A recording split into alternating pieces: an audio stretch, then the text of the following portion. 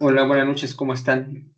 Vamos a comenzar porque la probabilidad dice que no es es muy posible que no se agreguen más. Por ahí se están agregando. Entonces, no se van a agregar el doble. Veremos si es cierto. ¿Me escuchan? ¿Me ven? ¿Ven la Sí, pantalla? ¿Me sienten? ¿Me sí, sienten? No, todavía no Rogelio. llegamos a eso. Va. Clarito, Pues Inge, vamos a... clarito. Ok, súper. Entonces vamos a comenzar con esta sesión de eh, de la tercera que corresponde a matriz causa y efecto. Entonces, ¿ven mi pantalla grandota? ¿Ven los dibujitos? Sí, se ve grande ya.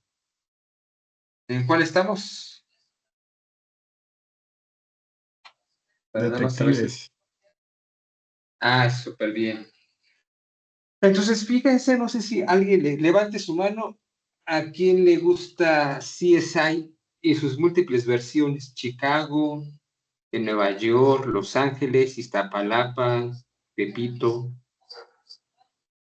No sé qué parte de la ciudad para ustedes es conflictivo.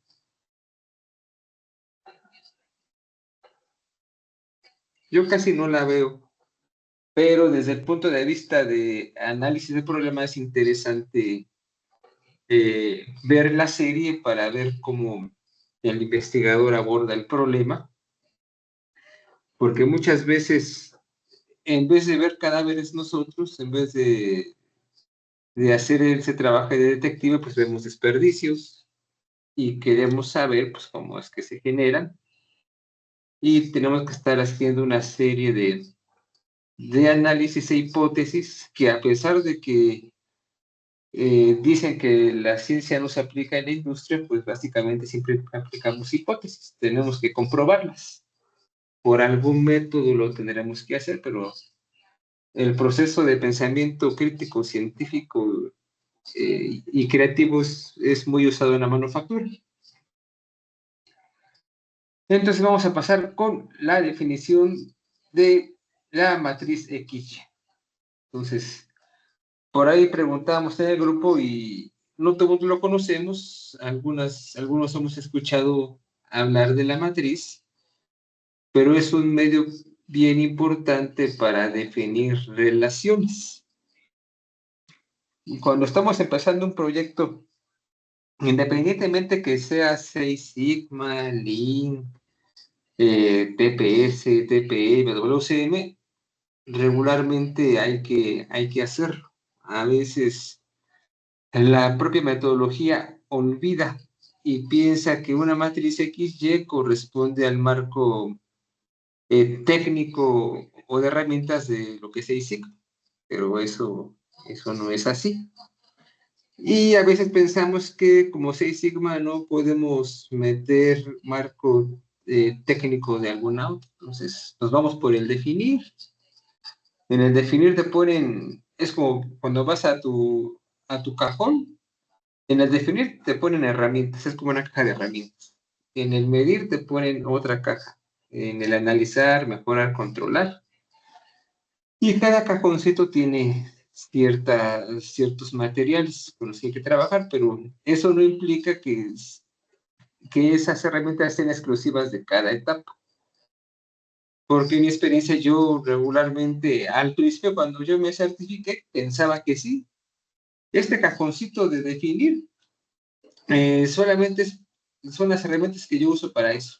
Y así yo iba porque así me enseñaron, pero eh, al paso de la experiencia, pues me di cuenta que no necesariamente es así. Entonces, es bien importante que nos quede claro eso y que dejemos de pensar la matriz XY como exclusiva de Seis Sigma, que es una herramienta bien importante, pero que como todo en su vida tiene su talón de Aquiles. Entonces, vamos a pedirle a Leslie que nos ayude a leer la primera lámina, por favor.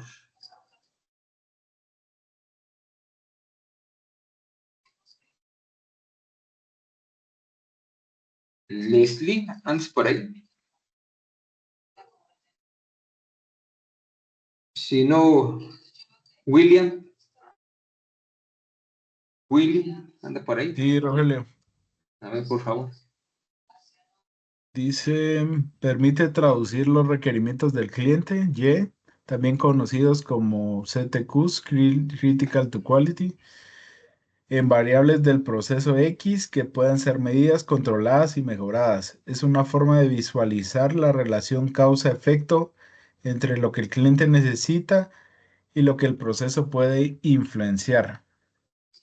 Hasta hay una canción de Paulina Rubio que habla de causa y efecto, no sé si la han escuchado. Entonces, la vida está llena de casualidades y causalidades, ¿no? Entonces, esta herramienta me permite traducir los requerimientos del cliente, que ahí es cuando esta parte de Six Sigma empieza a, a meter términos que a veces, más que ayudar, a veces confunden también. Entonces, hablamos de una Y, algunos hablan de CTQs, y algunos hablan de que un CTQ también puede ser un KPIB. Entonces, de acuerdo a lo que dice el manual de certificación para Black Belts de la ASQ, pues el CTQ es básicamente es la variable de entrada, pero vamos a tratar de ordenarlos porque ustedes van a encontrar en la literatura que el CTQ es una etapa, pero en el ASQ, que es como que el oficial, es una variable de entrada. Entonces, ahí nada más no nos vayamos a perder entre tanta definición y nos vamos a hacer pelotas. Esa definición viene incluso hasta la quinta edición del manual de certificación. Por ahí don Pedro sabrá que conoce a estos señores de la SQ. Entonces, básicamente, les comentaba que hablamos de valor, pero valor respecto a qué? Respecto al cliente interno o respecto a los clientes externos. Para mí, ya veíamos en el mapa de procesos, en el BCM o dentro de la operación unitaria, que hay diferentes fases, tanto en la parte de la transformación como en la etapa de transportación, o la etapa de armado y transportación. Y para lo que una variable es la Y, para la otra es la X. Para lo que entra como X sale como Y. Entonces, básicamente, por eso a veces es complejo. Por eso siempre es muy importante acotar,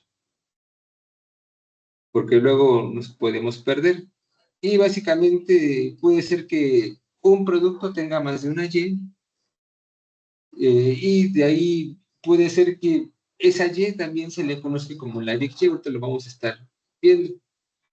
Y lo que busca la matriz es encontrar precisamente esas relaciones causa y efecto.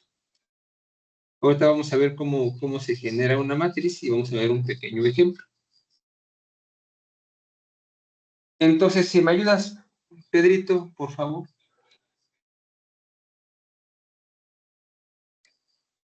Ya, dame un segundo. Ah, La matriz XY, variables de salida del proceso que reflejan los requerimientos del cliente, que es Y. Variables de entrada del proceso que influyen o pueden influir en en las Y. en Sí, las Y, me parece que se ve cortada, sí, en sí. la X. Se analizan mediante datos, experiencias y herramientas estadísticas para determinar qué X afectan a cada Y. A cada una. O a cada. Ajá. A cada una, perdón. Sí, sí, sí, sí. Perdón por ahí, porque la IA todavía no es perfecta. Pero bueno. Entonces, es bien interesante entender el valor desde la parte central, desde la fuente. A veces nos hablan de calidad en la fuente, pero también hay que preguntar de qué fuente estamos hablando. Porque si hablamos de meter un pocayo que en un área de empaque, pues esa es la fuente, es en el punto en donde pongo el dispositivo. Más no significa que esa sea la fuente del valor. la fuente de valor puede venir. Y regularmente siempre viene de más atrás. Hay un solo punto de valor y los demás son de ensamble. O puede ser una X de valor que es progresiva, como lo que nos comentaba en su plática tanto Aura como Angélica. O sea, el valor también puede ser progresivo. Hablamos de maduración de un fruto o el proceso de enriquecimiento del suelo. Entonces, cuando nos hablen de que le den la fuente, hay que preguntarnos de qué fuente estamos hablando. Porque si es Hay muy muchos turística. procesos, disculpa, Mm, hay sí. muchos procesos en la industria de alimentos o de bebidas que también Ujú. son progresivos. Sí, Sea, el totalmente. tema, por ejemplo, del manejo de la cerveza, los vinos, los Ujú. embutidos, hay ciertas cosas que son de manejo progresivo. Sí, secuencial, el microorganismo va generando los metabolitos y esos metabolitos al final son los que le dan cierta consistencia y sabor a la cerveza, por decirlo de alguna forma. Está la barrica. O sea, gracias por Pedro, en esa barrica el valor es progresivo, porque requiere tiempo y condiciones. O sea, las condiciones son las que hay en el medio ambiente. Y es lo que la madera de roble le transfiere al fermentado. El fermentado pues tiene un ciclo de progresión para desarrollar pues, los componentes que tiene como característica cierto vino, cierta cerveza.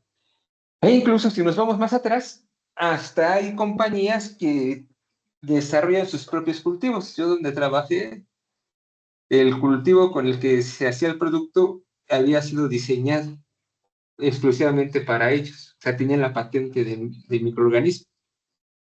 Entonces, hablar de valor y de caer en la fuente es algo bien interesante y siempre hay que preguntarnos de qué fuente estamos hablando para entender en qué parte nos vamos a situar. Y ahora sí vamos con lo bueno. ¿Hay alguna duda? Muy sencillo esto, la verdad. Lo difícil es hacerlo. Vamos bien, gracias. Entonces, pues, ¿cómo se construye? Y esto es, en la práctica llega a ser tedioso, y no porque sea complejo, sino porque muchas veces, muchas veces ni siquiera entendemos qué estamos haciendo. A mí me pasó cuando estábamos trabajando en estos proyectos, que a veces ni siquiera el equipo de R&D tenía bien claro, pues, el valor. Todo lo tenían, estábamos muy casados con los SOPs y pensamos que el SOP era como la Biblia, pero el SOP diga algo no necesariamente quiere decir que lo podamos hacer. Entonces es muy sencillo. ¿Cómo se construye? Identificando primero lo que es crítico para el cliente. Y yo les platicaba en otra ocasión en esta planta de que yo estuve de dulces. Para el cliente, la característica crítica era una cosa. Y ellos le habían definido bajo un concepto.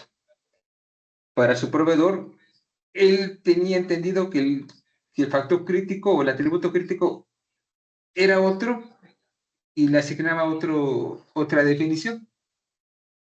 Cuando había un problema de paros en la línea, te jalabas a ver el de empacado, a ver el de laminado, a ver el de recubierto. ¿Qué está pasando? Porque o me dices que está pesada o me dices que está húmeda la pastilla. A ver, pónganos de acuerdo. ¿Qué es para ti húmeda? ¿Qué es para ti pesada? No es hasta, no les miento, hasta traer una báscula para pesar la bendita pastilla. O decían, está húmeda. ¿Qué humedad tiene la pastilla? No es que no la medimos. Entonces, ¿cómo puedes decir que la pastilla esté húmeda? ¿Cómo puedes decir que la pastilla está pesada? ¿Y tú cómo puedes decir que lo que le estás entregando es una pastilla como te la pide? Entonces no estamos entendiendo nada. A pesar de que ustedes podían ver en la planta eso que yo les digo, unas ayudas visuales bien bonitas, donde tenían el producto a dimensión, a escala, pues, gigante, y donde uno podía ver los atributos. Y tú veías la ayuda visual y por ahí no decía ni pesada ni húmeda. Ahí tenía otro nombre. Entonces, quería decir que desde la concepción del producto, desde su control, estamos hablando de QDA, QFD, estamos hablando de valor, estamos hablando de variables de entrada, variables de salida, o sea, no teníamos claro nada. Todo el mundo tenía claro desde su cachito. Calidad es lo que me dijeron que tiene que ser. Producción, pues es lo que tengo que hacer, y recubierto es lo que puedo hacer. Porque también hay, en esta parte se pone bien interesante, porque al operador o a la planta le damos el que tiene que hacer, lo que deberías de hacer y lo que puedes hacer. Entonces, construir una matriz no es tan fácil. En la práctica, por eso les decía, explicarlo es muy sencillo, hacerlo es lo realmente difícil. Entonces, tenemos las variables. Primero, ya que tenemos identificado el valor, y hay que identificar el cliente, y eso es bien común, que cuando hacemos proyectos no son exitosos porque nos enfocamos al cliente que me va a comprar la pastilla en el punto de venta, más no hablamos de Rogelio, que es el que la va a empacar. Entonces, el primer error, identificar, más bien hay que saber cómo identificar lo que el cliente necesita y alinearlo bien, y que todas las áreas estén conformes, y que todas las áreas hayan firmado el estándar, porque también es otra. Cuando te acercas con ellos, resulta que todos firmaron la hoja de proceso, o la hoja, ¿cómo le llamaban ellos? El mapa mecánico de la pastilla, y resulta que nadie sabía que existía ese mapa. Nadie lo conocía. Todo el mundo conocíamos las ayudas visuales. Y por eso teníamos un pequeño despapalle en la planta. Entonces, importante es entender el valor y entender la criticidad que tiene para mi cliente, que es lo que él quiere. Hacemos nuestra carta mecánica, hacemos nuestras especificaciones, lo conversamos con producción, de acuerdo al diseño de la máquina, o de acuerdo a la antigüedad, de acuerdo a la obsolescencia, de acuerdo a las condiciones de servicios que tenemos. Yo te puedo entregar, o sea, tú quieres algo así, pero yo te puedo entregar esto, yo te puedo entregar más. Ya lo revisé, y esta es la máxima calidad de pastilla que yo te puedo dar. Entonces nos acercamos a R&D, nos acercamos a producción, nos acercamos a mantenimiento, sacamos mejora continua, y ok, estamos todos de acuerdo que no podemos hacer más, al menos de que quieran invertir. Entonces, hacemos el caso de negocio y empezamos el tema, ok, ¿quieres una pastilla así como me la pide el área de marketing? Necesito este caso de negocio, y este caso de negocio te va a salir en, no sé, en $750,000, en arreglar todo lo que tenemos desbaratado. ¿La marca lo paga? No, pues no lo paga la marca. Entonces, vamos a definir bien el valor que podemos dar, y que ya son las fronteras del valor que podemos pasar, y en donde nos quedamos cortos, para que todo el mundo tenga ese cuidado. Entonces, es bien importante el paso 1. Si el paso 1 está mal, es como un examen, es como los exámenes que nos ponen en la universidad. Si la pregunta está mal, el resto del examen está mal, porque la respuesta del primero es el reactivo del segundo. Son exámenes iterativos. Entonces, en el punto 2, listar las variables del proceso X. ¿Qué factores podrían influir en esos CTQs? A veces, en los primeros proyectos en que estuve, nos poníamos como locos a hacer el listado de variables de proceso, pero nunca nos detuvimos a ver el tipo de mantenimiento que se requería para lograr esas condiciones.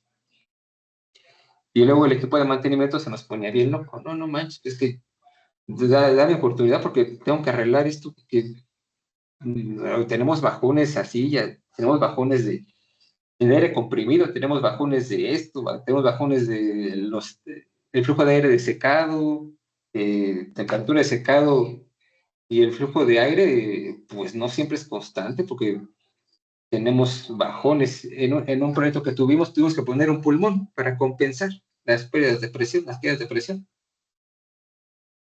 Entonces ahí aprendí que, o sea, tenemos que tener un listado de variables de proceso, pero también tenemos que poner el estado actual de las máquinas.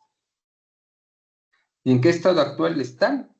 ¿Y qué necesito yo para poder lograr que esos factores se cumplan para poder así yo garantizar el flujo o la especificación para que yo cuando haga mi matriz tenga la certeza que esas fronteras o esos intervalos o esos rangos los voy a cumplir para poder tener certeza de que las relaciones se van a cumplir. Porque a veces no es que no haya relaciones, sino que tenemos problemas en los servicios que nos mienten al final. Decimos que la variable X no tiene relación cuando sí tiene. Pero es que agarramos la data sin siquiera preguntarle al mantenimiento, oye, ¿esto es normal? Oye, ¿cómo está tu máquina? ¿En qué estado está? ¿Qué necesitas que yo te ayude para que podamos lograr esto juntos? Entonces, también es importante esa alineación y también llevar al equipo de mantenimiento y también empujar a que la condición, o sea, no solamente listar los procesos. Yo necesito saber que el proceso está de alguna forma controlado, porque tiene sus rutinas de mantenimiento y se están cumpliendo en el tiempo que está definido y que eso casi nunca pasa. Pero bueno. Y finalmente, evaluar la relación XY. Hay muchas formas de evaluar la relación. Ahorita les voy a explicar cómo lo hacíamos nosotros. Entonces, una relación se puede definir usando escalas escalas de impacto, la escala hedónica, matrices de priorización o análisis estadísticos. A mí en lo particular me gusta en la planta lo hacíamos solamente, lo confirmábamos con un grupo de expertos. Entonces nos juntábamos con la gente de mantenimiento, los operadores, los de R&D, los de calidad y nosotros. Pero no necesariamente eso nos va a garantizar que la relación sea la que cumpla. Yo le metía análisis estadístico para que realmente se pudiera confirmar. Entonces, este es un ejemplo general y lo vamos a ver muy sencillo con una jarrita de agua. A ver, Willy, ayúdame con esta, porfa. Si dice, el hielo tiene más impacto a la temperatura que la fruta o la jarra, pero al mismo tiempo, el hielo tiene un impacto mínimo o nulo en la cantidad de agua. El impacto se puede clasificar de acuerdo con la siguiente escala. Alto un 9, medio un 3, bajo 1 y 0 o ninguno 0. Ok. Entonces, acá lo que se ejemplifica es el impacto que tiene la cantidad de hielo sobre la temperatura. Entonces, es 9. Regularmente nosotros pedíamos, a veces es bueno, pero también malo poner escalas tan cortas, porque solamente tienes 3 formas de distinguir. O sea, es poca resolución para acabarla rápido. Cuando tú tienes una escala pues muy restringida, al momento cuando ves los cálculos, te sale que todo es significativo. Yo regularmente recomiendo que sea del 1 al 10. No sé si gente como Pedrito haya definido otra escala diferente, pero nosotros empezamos a medir 1, 3 y 9, pero al final veíamos que no manches, pues si todo es significativo, no puede ser que todo sea significativo. Entonces tuvimos que abrir la escala del 1 al 10.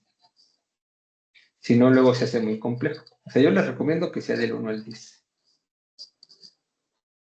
¿Alguna duda de esta primera parte?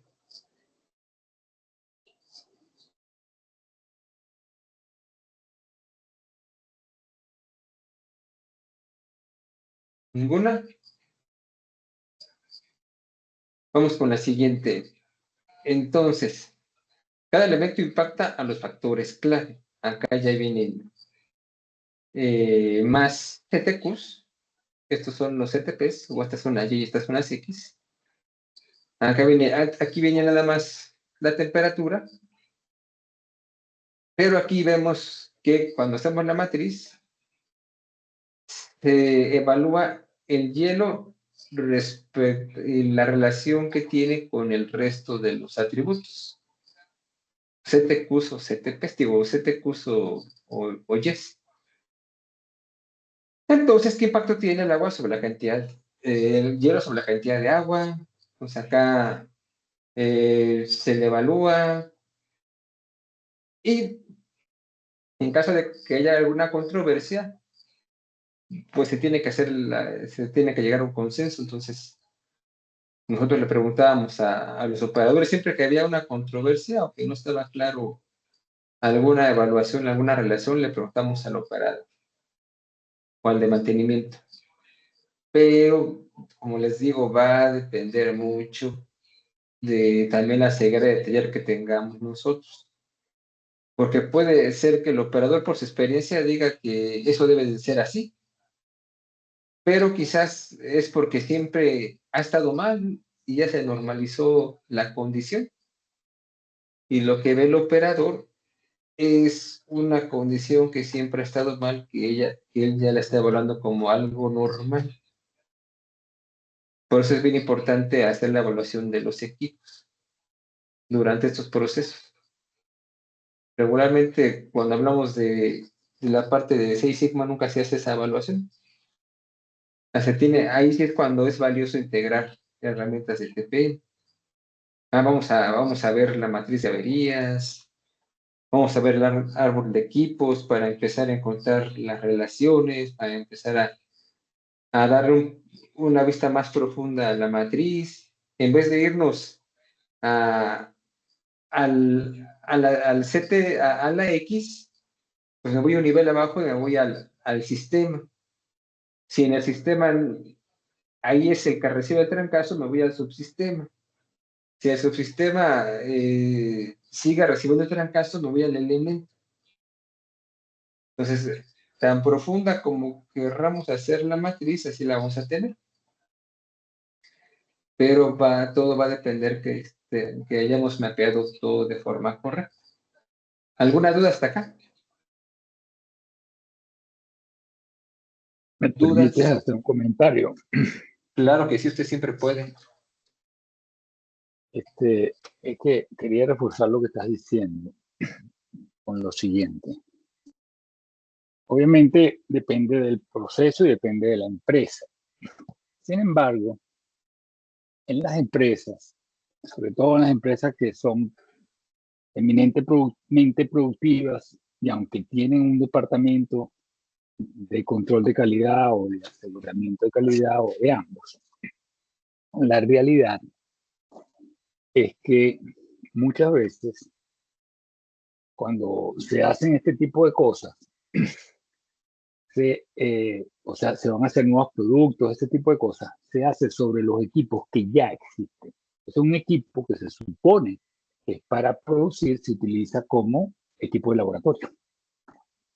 Y cuando cambias de producto, estás cambiando las condiciones de operación del equipo. Y muchas veces eso no se evalúa de la manera correcta y en consecuencia estás introduciendo al equipo alteraciones digamos, que no las tendrías tampoco si no estuvieras produciendo lo que vas a producir. ¿Y por qué digo esto?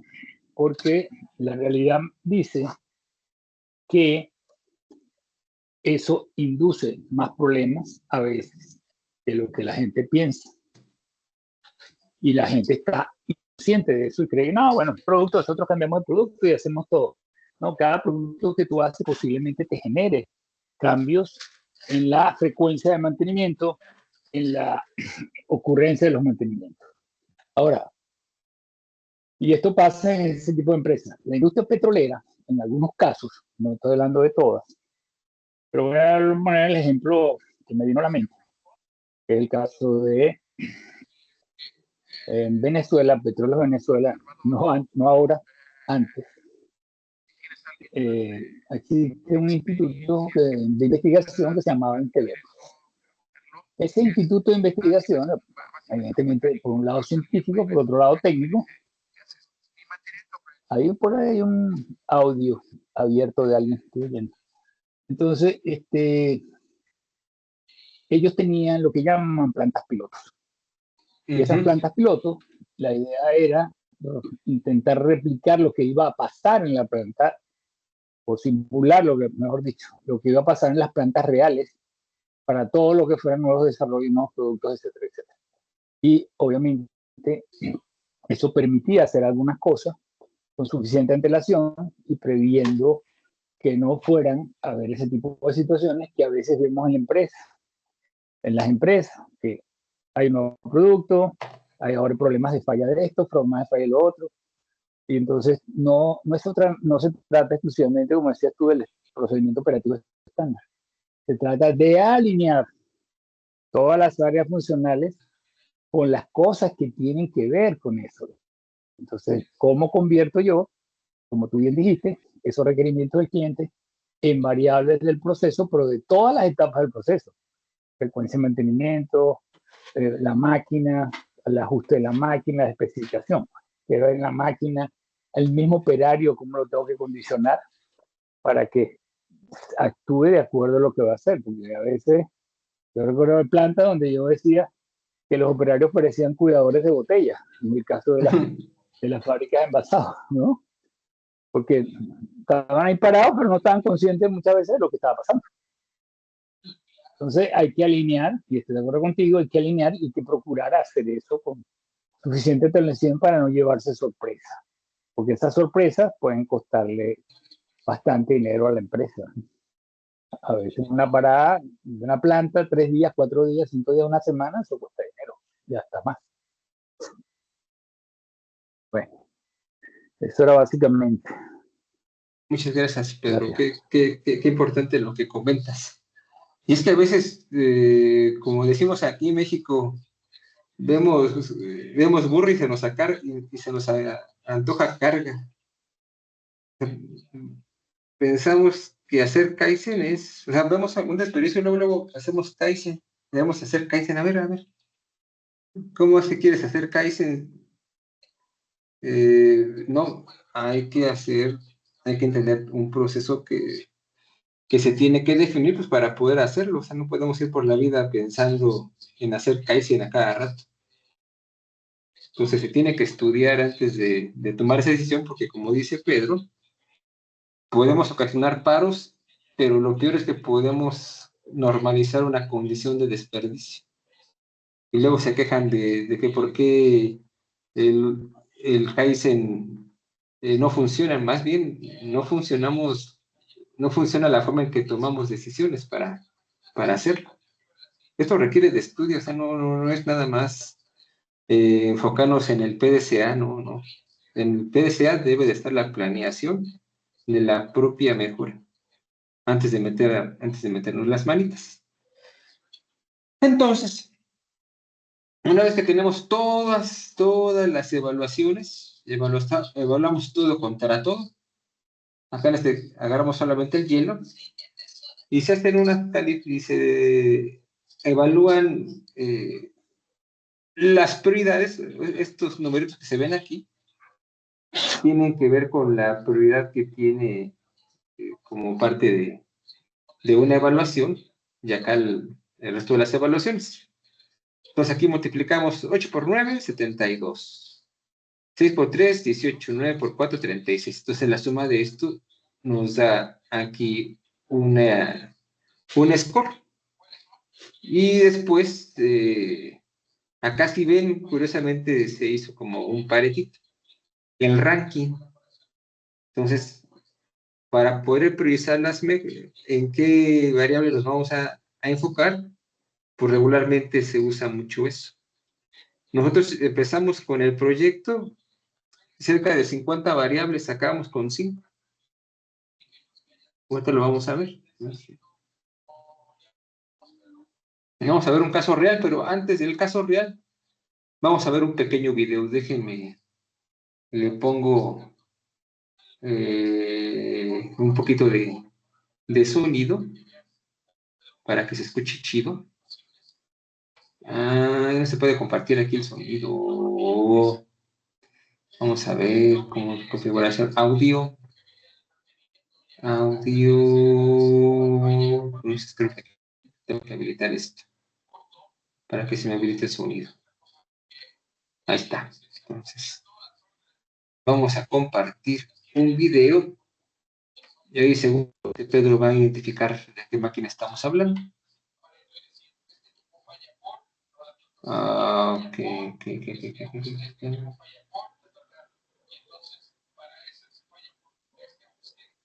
Sí, te van a ver el video, ¿verdad? Según yo. No se No. ve. Ahora vamos a ver el video desde otra parte. A ver, no dejen de preocuparse. Ahorita lo vemos. Vamos a ver a la poderosísima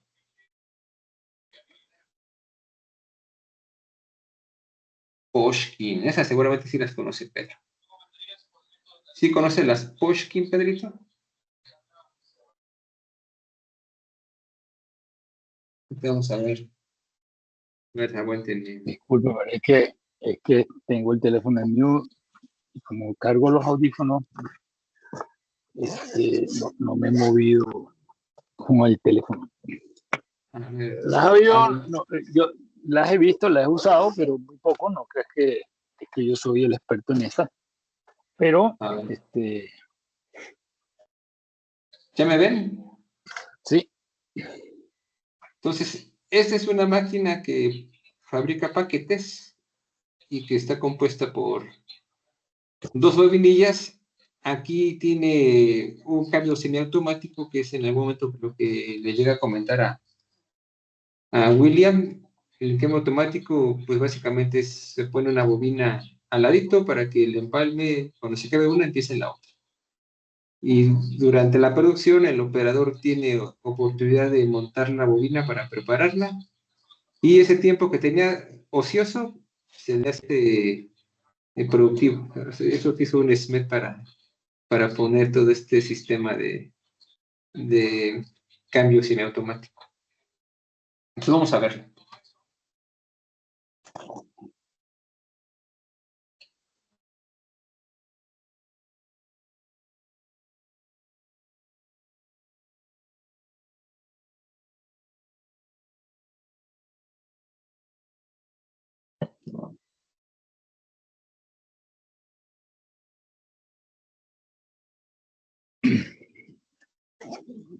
En esta zona se hace. Ay, güey, espérame. Espérame. En esta zona de la izquierda se hace el llenado, que previamente ya viene el paquete sellado, y en la otra se hace el resto de los sellos. Pues aquí el paquetito ya viene prearmado, se sellan laterales, acá hay unas microplanchitas, tanto aquí en México le decíamos fondo, laterales, y en este otro sistemita se sella la cumbre, así le llamamos allá.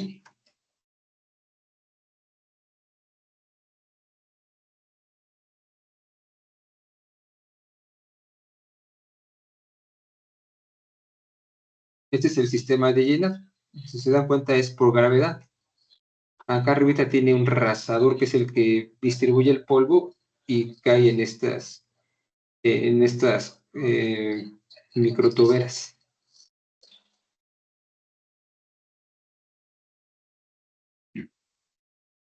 Este es el rasador.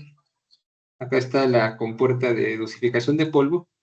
Y del lado derecho, si pudiéramos ver toda la foto ampliada, veríamos un mecanismo para abrir y cerrar compuertas. Es donde se ajusta el peso.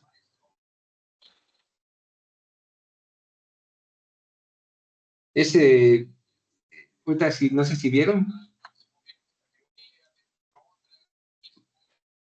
ese es el sello de cumbre.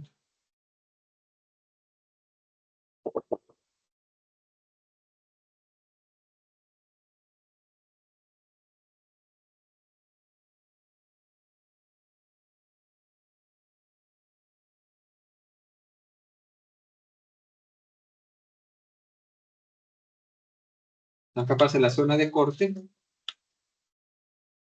unas cuchillas que hacen esa función. Todo esto requiere su mantenimiento. Entonces, una vez que se pasan las cuchillas, pasa nosotros le llamamos carrusel de transferencia. Acá está un carrusel que tiene aquí unos chupones, o unas ventosas que agarran vacío y sujetan el sobre.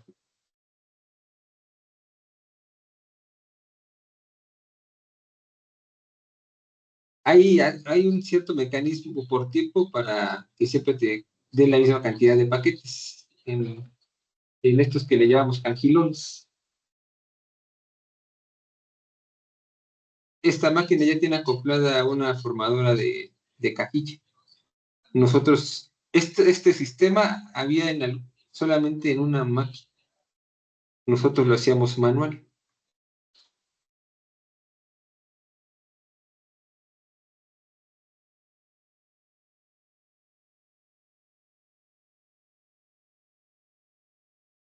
Encajonadora. ¿Perdón? Una encajonadora. Ajá. Arma la caja y pone la... Ajá, y aquí están los empujadores. Que empujan los paquetes que salieron del cantilón a la cajita. Aquí ya está el cierre, ahí se codifica, ahí se le pone el pegamento, si se dan cuenta, acá tiene una pistolita.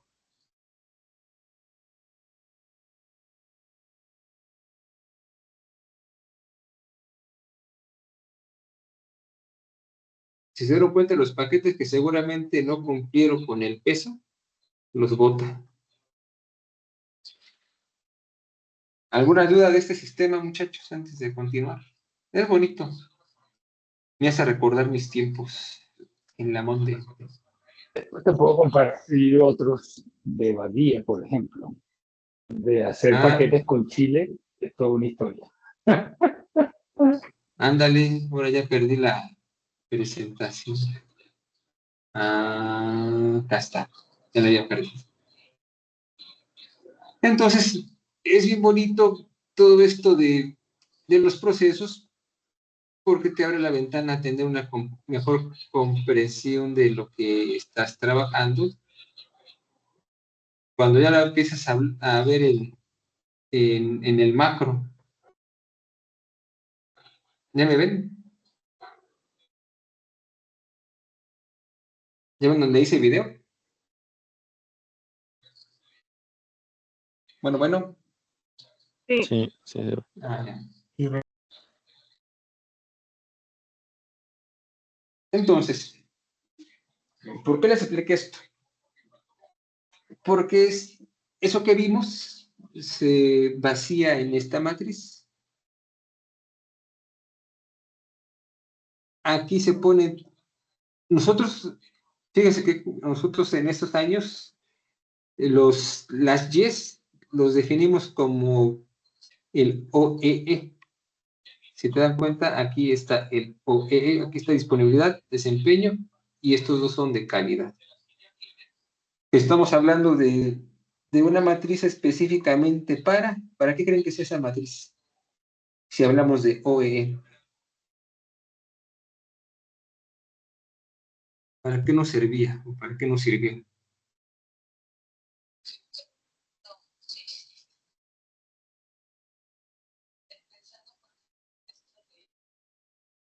Nos sirvió para tener una mejor comprensión de las fallas.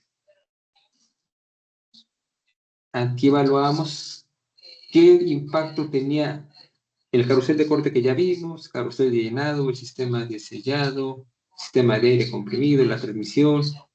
FIFE es un dispositivo que seguramente Pedro sabe más que yo. Rodamientos Catarinas, el CTC, rodillo de torque y sistema de codificado. Entonces, lo que hicimos nosotros es ocupar esta matriz para poder priorizar el trabajo que íbamos a hacer respecto a las fallas que tenía esa máquina. Acá, si ven, básicamente teníamos la mayor parte de los problemas situados en cuatro grandes grupos, que es lo que vemos aquí. Esto se desarrolló para poder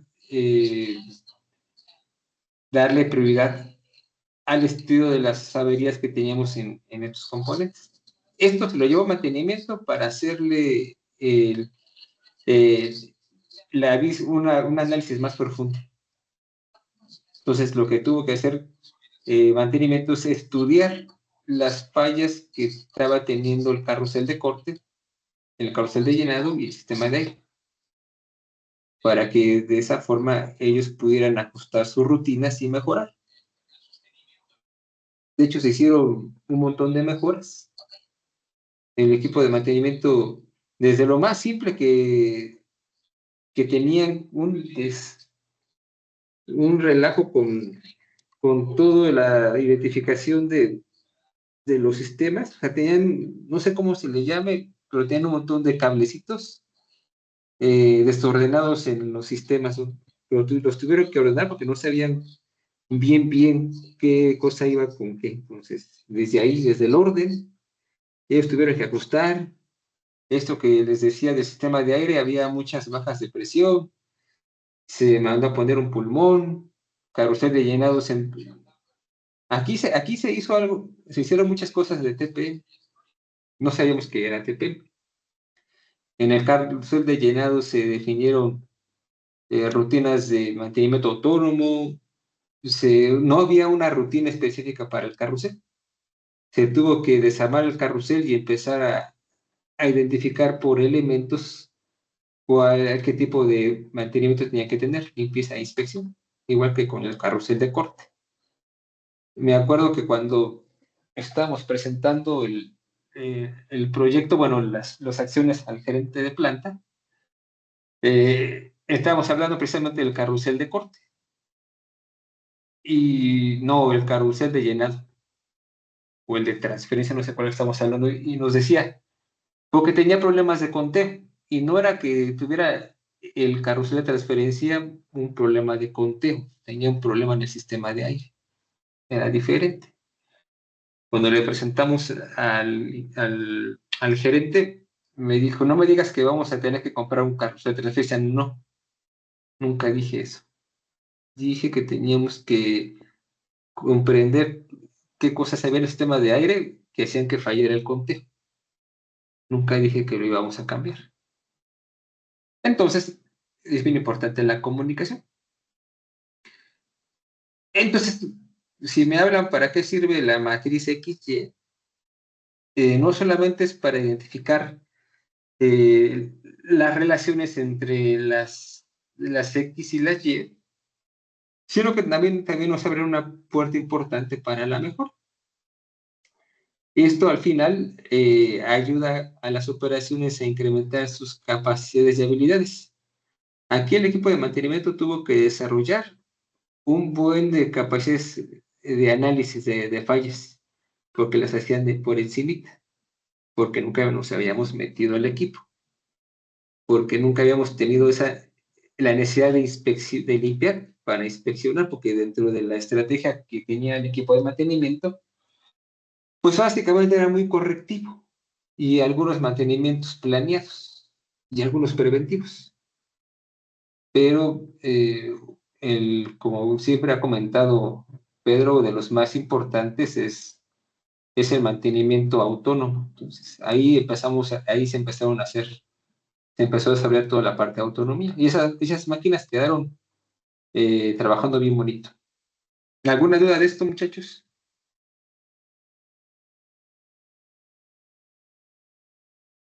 No, Qué bueno. Está muy padre. A mí me gustaba mucho estar en estas cosas, porque yo no sabía nada de máquinas. Ahí los muchachos eran los que me ayudaban a entender.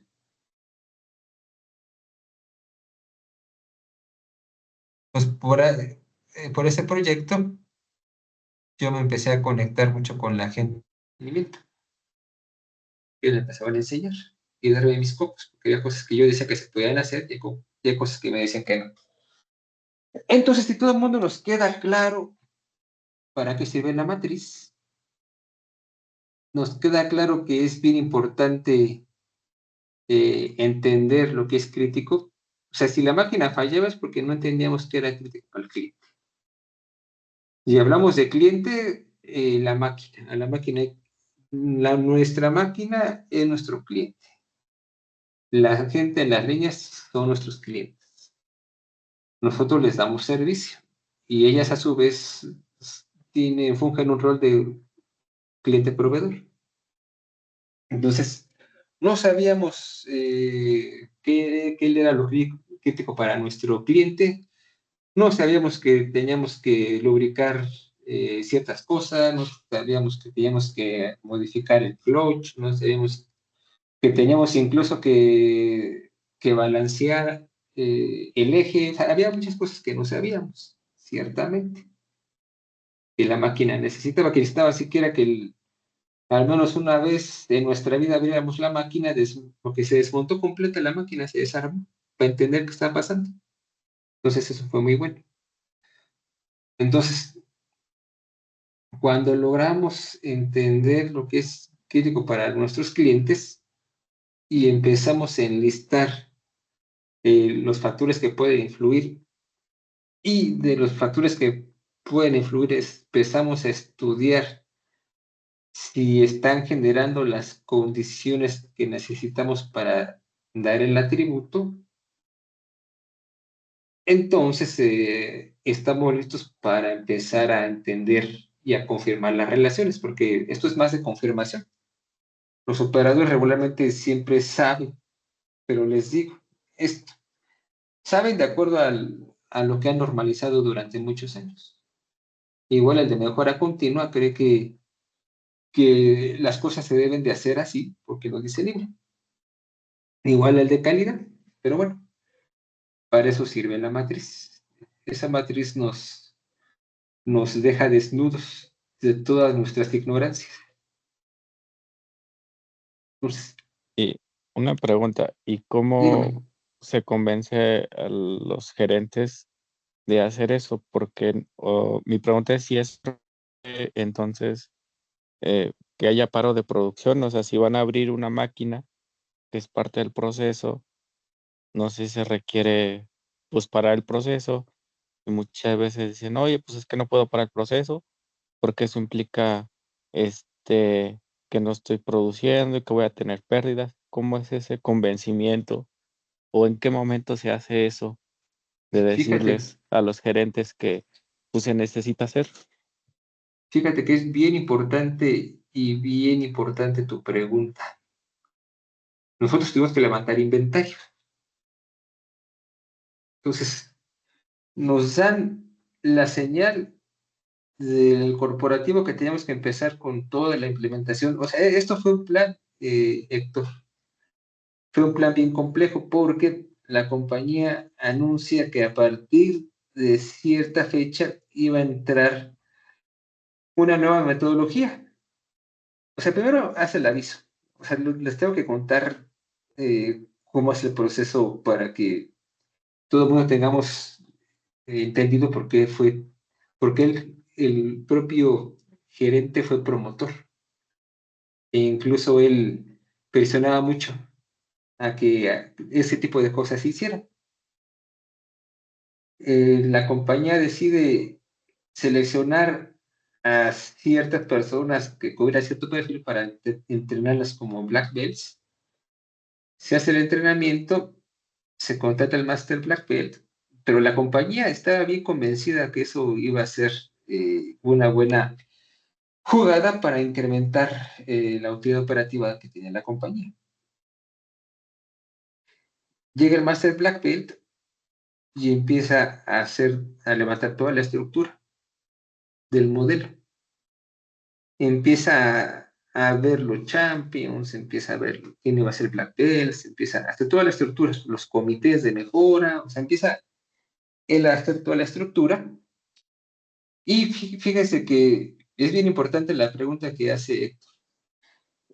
Había una pugna de ego y poder entre el gerente de manufactura y el Master Black Belt. Entonces era aparte lidiar con esa pelea. Entonces, imagínense ese entorno. Entonces, se da la señal y todo el mundo nos empezamos a mover, porque la presión estaba pues muy fuerte, porque allá había fechas comprometidas. A nadie le preguntaron, a nosotros solamente nos dijeron, estas líneas se tienen que certificar en estos tiempos. A nadie le preguntaron. A nosotros nomás nos dijeron, ejecuten. Pero era tan fuerte lo que la voz del negocio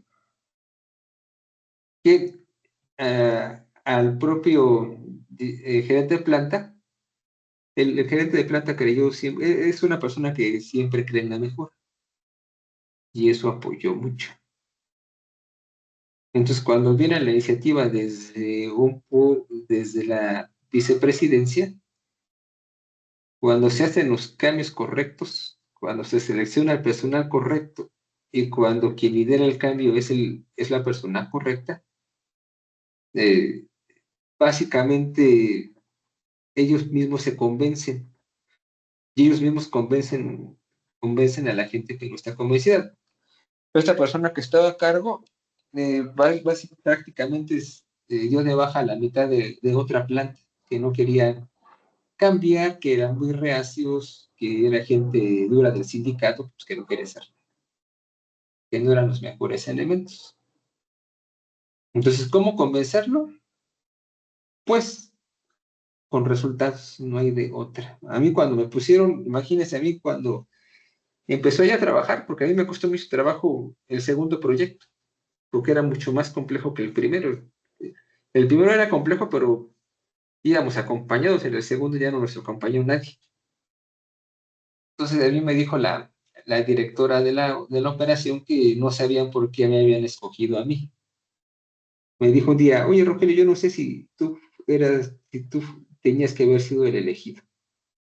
Entonces también te cala. Entonces yo no le dije nada y simplemente la convencí por los cambios que empezó a ver en el área. Y cuando convences al jefe de los jefes, pues inmediatamente convences a los demás.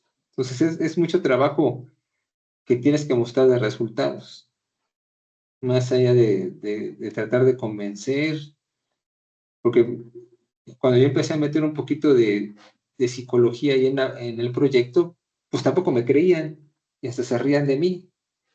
Pero cuando vieron resultados, me dijo el gerente de manufactura, ¿qué es lo que necesitas? No sé, solamente con resultados, Héctor. No sé si querías decir alguna otra cosa, Pedro. Sí, efectivamente, uno de los grandes dilemas que hay en las empresas es la presión por la producción.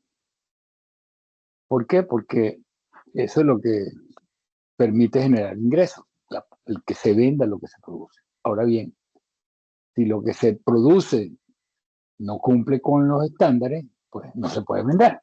Pues estoy generando desperdicio. Una de las cosas que hay que mostrar efectivamente es qué tan lejos estamos del resultado. Ahora bien, ¿cómo se llega al resultado? Implica hacer, como dijimos hace unos minutos, algunas alineaciones. Y una alineación vital que hay que hacer, que mucha gente evita porque no está claro y no conoce los procesos de gestión realmente de manera integrada, es que el plan de producción tiene que estar alineado con el plan de mantenimiento. ¿Qué significa esto? Significa que el plan de producción tiene que contemplar los espacios para poder hacer los mantenimientos que se requieran. Y no solamente los mantenimientos por el departamento de mantenimiento, sino esos mantenimientos autónomos que decía, mencionaba Rogelio. Incluso, les puedo hablar de múltiples ejemplos, pero voy a poner uno, las plantas, ya que estábamos hablando de los vigilantes de botellas, en una planta bastante moderna, de producción de cerveza, cuando se hacían paradas semanales, que se preveían hacer paradas semanales de un cierto tiempo, eso estaban incluidas dentro del programa de producción, y durante esas paradas semanales, los operarios, que no se hacían, bueno, ahí no voy a mezclar las cosas, pero después les explico, eso no se hacía en los fines de semana, se hacían durante la semana. Los operarios durante esa parada hacían mantenimiento autónomo y funcionaban, o si iban a intervenir su máquina para un mantenimiento de otro nivel, que iba a intervenir en el mantenimiento, el operario automáticamente se convertía en ayudante de esa persona de mantenimiento. Eso trae muchas cosas positivas en el sentido de que el operario empieza a conocer su máquina mejor y no se limita simplemente a presionar botones, etcétera, etcétera. Por supuesto, todas estas cosas tienen que venir acompañadas de un proceso de estimulación, llámese reconocimiento y recompensa, llámese como parte del TPM o llámese como parte de un proceso de mejora continua, etcétera, etcétera. Entonces, eso tiene que, una de las condiciones es esa, alineado. O sea, es muy bueno, por ejemplo, aquí pensando en voz alta, que ayer, por cierto, me reuní con él, cuando, yo no sé si ustedes conocen plantas donde el operario libera el producto. El operario. Y si el operario no está seguro, entonces llama a calidad para que cumpla funciones de aseguramiento y haga todo el control que sea necesario. Pero en el caso que les estoy hablando, para hacer esto más corto, es alimentos para bebés. O sea, compotas que llaman, o no me acuerdo cómo que le dicen en México, colados o algo así, no me acuerdo, que se dan para los bebés. Los propios operarios liberaban el producto. Llega a un punto de compenetración de que el propio operario garantizaba que el producto estaba hecho bajo los estándares requeridos, etcétera, etcétera. Pero cuando surgía algo, el propio operario era el primero que ponía el producto para un segundo control, que lo hacía calidad, pero a través del proceso de aseguramiento de calidad. Entonces, ¿qué quiero decir con esto? Llegar a ciertos niveles de madurez, obviamente, pasa por un proceso, pero parte de ese proceso, vuelvo atrás, empieza capacitación, alineación de los planes y programas, entender cómo es la máquina, entender las capacidades de la máquina, entender los niveles del proceso, entender las capacidades de la gente, cómo cierro los gaps, ¿ok? De la gente, etcétera, etcétera. Nada viene por casualidad, todo hay que pensarlo y planificarlo, y obviamente hay unos más rápidos que otros, pero todas las plantas además son diferentes, aunque parezcan iguales, aunque produzcan lo mismo, el hecho de que tiene gente diferente ya implica que no voy a hacer necesariamente replicar al 100% todo. Yo puedo tener un marco de referencia, pero los procesos de cada planta, de cada lugar, va a ser ligeramente diferente o diferente porque cada uno tiene sus propios, su propia realidad. Y por eso siempre hablo de que en las empresas y las plantas hay hay microambientes o ¿cómo sería la palabra que decía yo?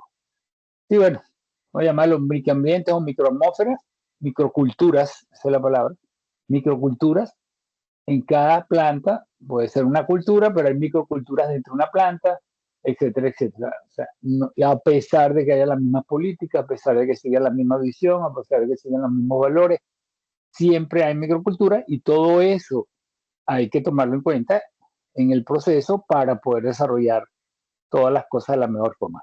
Y hasta aquí llego yo. Gracias.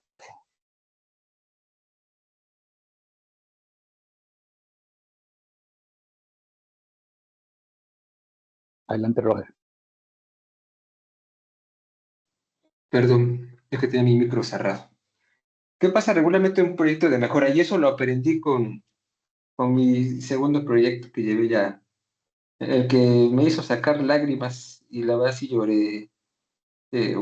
Fíjense que estábamos pasando, o sea, habíamos trabajado tanto, tanto, tanto.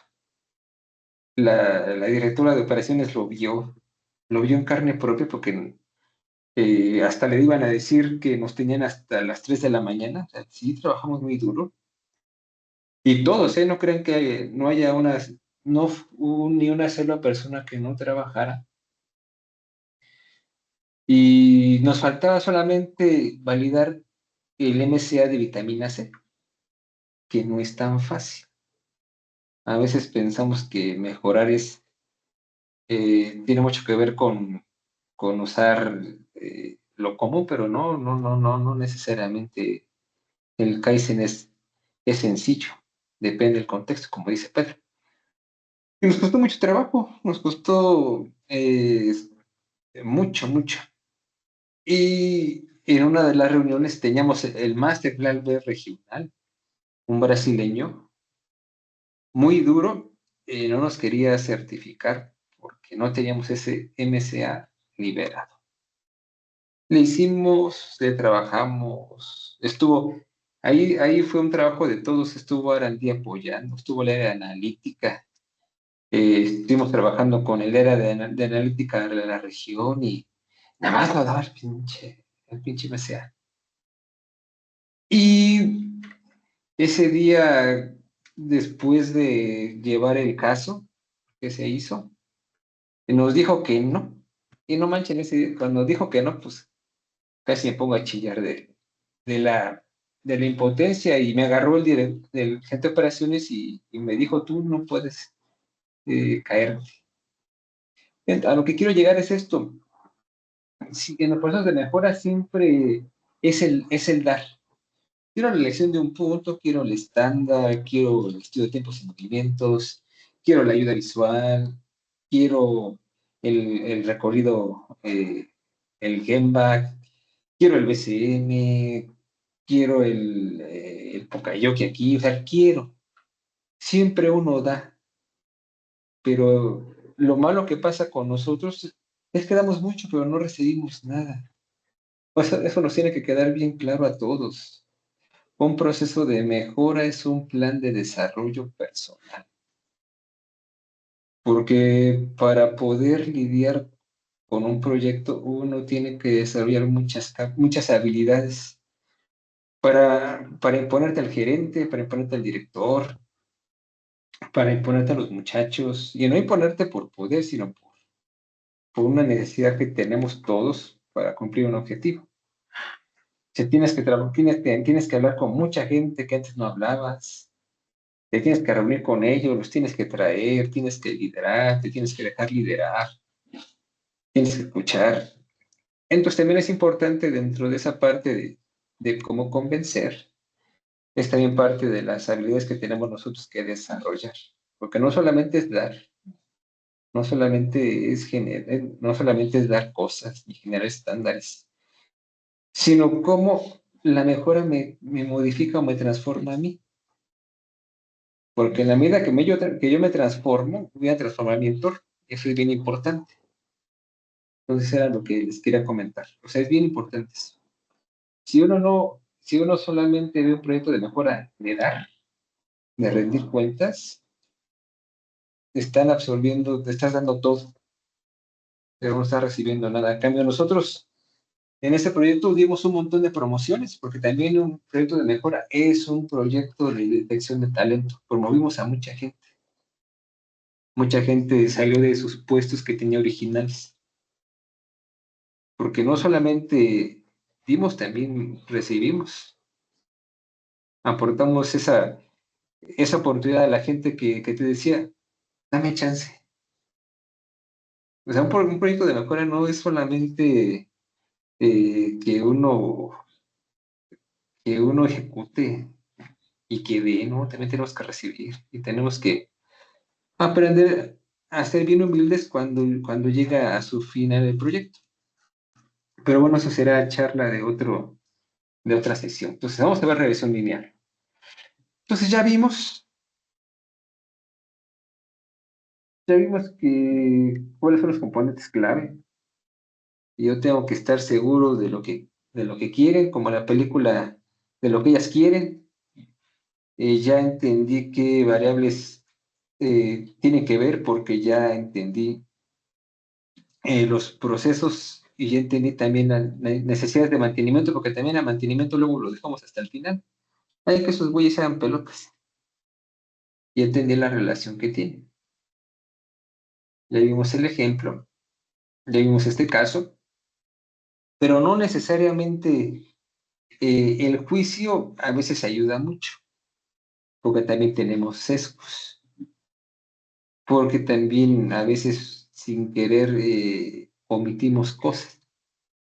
Y para eso sirven los estudios de regresión lineal. O sea, no solo es un juicio, se tiene que establecer estadísticamente la relación. O sea, si Rogelio dice que esta X impacta esta Y, o si la Y1 está en función de la X1, pues no solamente lo que diga Rogelio es lo que es, se tiene que comprobar estadísticamente que esa relación existe. Imagínense que voy a hacer un Kaizen y por las creencias de la simplicidad inherente, yo digo, pues como a veces confundo lo simple con lo fácil, pues para hacerlo simple, me voy a agarrar a estos chavos y nos vamos a ir a la sala, vamos a hacer la matriz y de ahí salimos todos bien contentos porque ya definimos las relaciones. ¿Ya las comprobaste? Es el segundo paso. Primero la construcción desde la propia experiencia, desde los actores que están ahí en el ruedo. Y una vez que tenemos esa entrada de ellos, la tomo y la contrasto con la estadística. La estadística, cuando yo empiezo a analizar la data, me va a decir qué tan sesgado está esa, esa simplicidad que a veces confundimos con la facilidad. Y ahí voy a ver qué tanto mi operación ha normalizado el desperdicio y qué tanto de la administración ha generado la documentación para que eso prevalezca en el tiempo. Entonces es muy sencillo. O sea, ¿hasta aquí alguna duda? Esto está muy sencillo. Una regresión lineal es una técnica estadística que nos permite modelar la relación entre variables dependientes e independientes mediante esta recta. El azúcar y el sabor, que será la Y contra el azúcar. Entonces seguramente va a haber un punto en que el azúcar le dé empieza a tener una curva. Va a haber un momento en que el azúcar favorezca ciertas notas del producto. Pero si nos pasamos de esa concentración, pues ya no sabe feo. Entonces es cuando el sabor se empieza a hacer desagradable, como los potenciadores de sabor. Le echamos glutamato, o sea, todo el mundo hemos visto cómo se hace una sopa de pasta o le hemos hecho. Si le echamos con mucho Nor Suiza, pues si le echamos la cantidad exacta de Nor Suiza, no sabe bien rica la sopa, pero si le echamos más, sabe asquerosa la sopa. Entonces, hay ciertos puntos que no entre más es mejor. al contrario, hay un punto de bifurcación en donde esto se cae. Entonces hay que también conocer ciertas cosas del producto.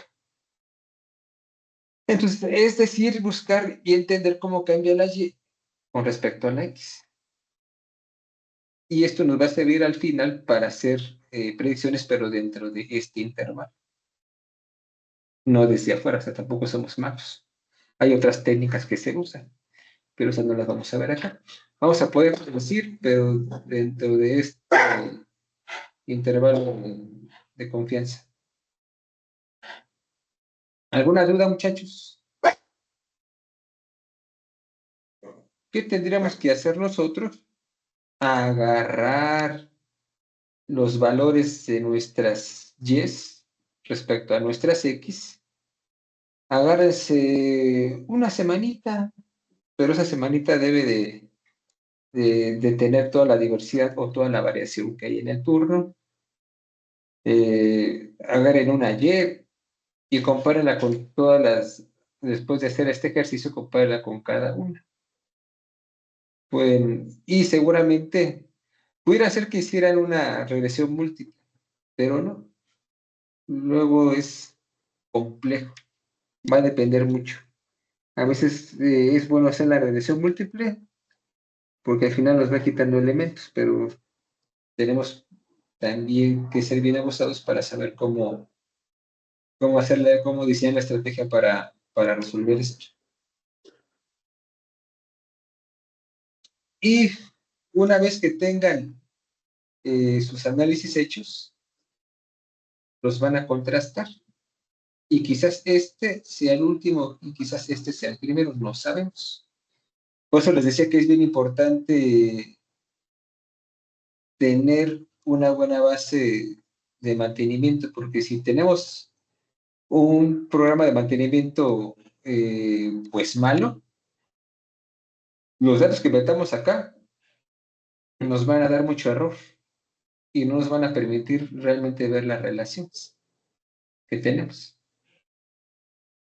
Y al final vamos a hacer una mezcla rara, un brebaje raro de cosas. ¿Alguna duda de esto, muchachos?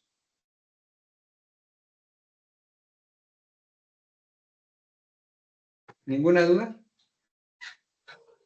No, Roger. Y vamos con la correlación de Pearson. Todos esos métodos son muy sencillos. Se pueden hacer en Excel. Ya si quieren verse más o menos elegantes, lo pueden hacer en Minitab. Ya si lo quieren hacer ya muy elegantes, pues se meten al R. ¿Sale?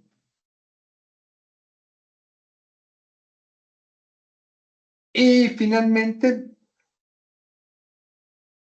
es la correlación de Pearson. O sea, si la regresión lineal nos habló de tipo de relación, si es inversa o directa, la correlación de Pearson nos va a decir qué tan grande es. Entonces son complementos. Lo ideal sería que tuviéramos una columna con el total, una con el R cuadrada y otra con el coeficiente de Pearson. Aquí deberán de estar estas dos. Acá no las pusimos. Eso uno después lo va trabajando con el tiempo. Y al final, ya cuando tengamos esta tablita armada, pues ya podemos dormir tranquilos porque vamos a saber que nuestra mejora va a tener una base sólida. Y obviamente que al principio, todo eso, al final, o sea, cuando hagamos esta matriz al principio nos va a dar cosas muy feas. Cuando saquemos la R cuadrada y el coeficiente, que son los valores que salen del estudio, pues puede que nos salgan raros. Pero les digo que hacer una matriz no solamente sentarnos en una salita y empezar a calificar. Es toda una aventura. Y necesitaríamos mucho tiempo para hacer un entrenamiento específicamente de matriz. Hasta nos podía llevar un mes, pero no es. Nosotros cuando vimos esto en la certificación, creo que fueron como 2 horas. Porque nada más te enseñan a hacer la matriz, no creen que les enseñan a analizar todo. No, no te enseñan a analizar todo. Entonces, ¿de actividad les va a quedar generar la matriz XY de un producto? Y de las variables que han salido como prioritarias, había que hacer el análisis de correlación, el Pearson y construir la conclusión. Es muy sencillo. ¿Alguna duda, muchachos?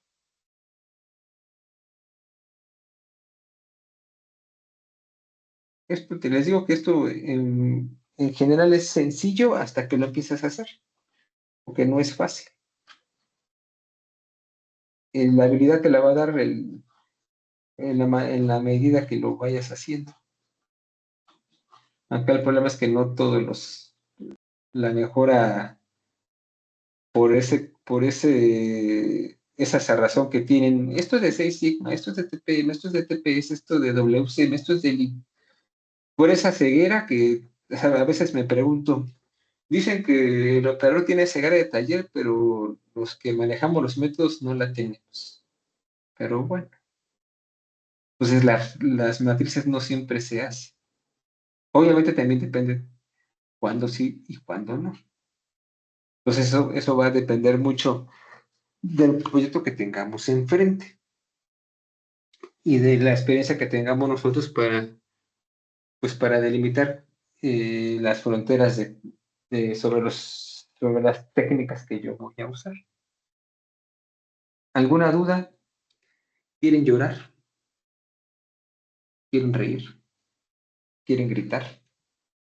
Llorar. ¿Por qué llorar, Willy? No es broma, todo bien, gracias. Bueno, entonces espero que les haya hecho sentido esta sesión. Ya la sesión final es el siguiente viernes y ahora en esa sesión vamos a consolidar todo. Todo lo que hicimos, nada más lo vamos a poner en una estructura, en un arbolito.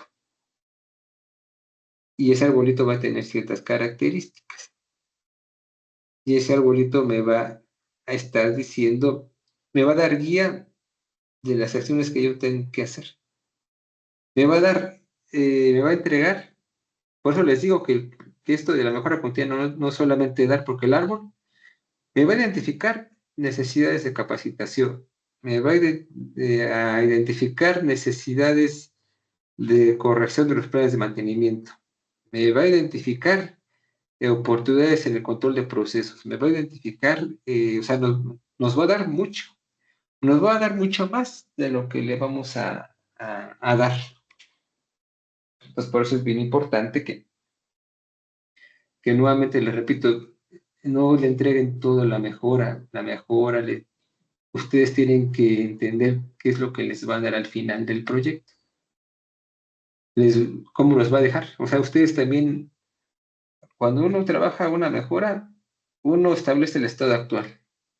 Y cuando uno visualiza la mejora y define las métricas del futuro. Y al final, pues son las reales, que no siempre son acorde a lo que pronosticamos, pero por muchas cosas.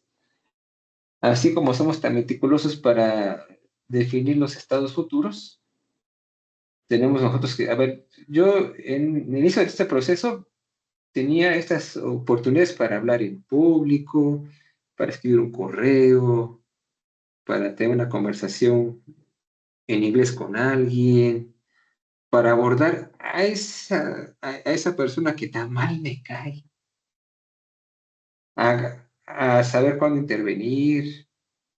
O sea, ustedes tienen que mapearse cómo entran en un proyecto y tienen que proyectarse cómo, para lograr esos cambios que en el plan futuro yo definí, qué yo necesito desarrollar para lograrlo. Cuando ustedes acaban el proyecto, se van a dar cuenta, no manches, me superé, Ya no soy el mismo que yo era. O sea, el Rogelio cuando acabó su segundo proyecto no era el mismo no era el mismo de cuando inició. O sea, no era el mismo yo. O sea, en función de los proyectos que yo tuve, cada proyecto a mí me dio muchas cosas. Pues así estamos. Espero que les haya gustado esta sesión. ¿Algún comentario adicional? Muchas gracias, Roger. Bien interesante el tema, la verdad, para empezar a aplicarlo. Muchas gracias. Sí, y lo más importante es que les digo nuevamente y se lo repito, no solamente le den al proyecto,